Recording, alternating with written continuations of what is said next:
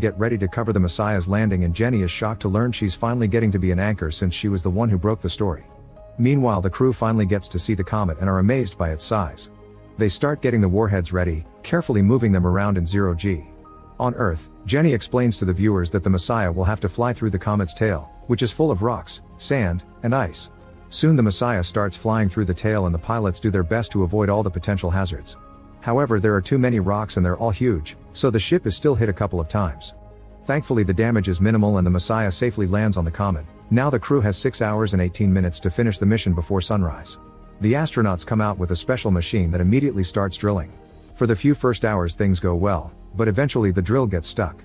The hole they've made so far isn't deep enough for the warheads to do any real damage, so someone will have to go down and free the drill to finish the mission. With only 20 minutes left, the pilots on the ship realize the crew is taking too long and they won't have time to come back. They decide to fly closer to rescue them, although this means they may not have enough fuel later to go back to Earth. Commander Monash goes down the hole and discovers it opens up into a cave, which caused the drill to get hammed against the side. After lots of pulling and even jumping on it, Monash manages to free the drill up and starts climbing out as fast as possible. The pilots arrive with the ship but must stop flying to save fuel, so they land at a running distance behind the crew. Unfortunately, they run out of time and the sun comes out. Little by little the comet is reached by light, so the astronauts cover their visors with solar shields. A gas eruption shoots Monash out of the hole before he can finish climbing and doesn't give him time to cover his visor, so his face gets burned. The crew manages to catch him by his tether cable and reel him in before they start running toward the ship.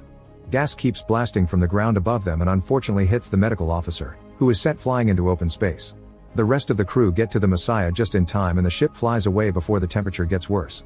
Some astronauts wish to rescue the doctor, but they don't have the fuel or the time to do so.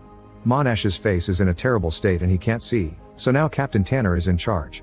Earth receives an update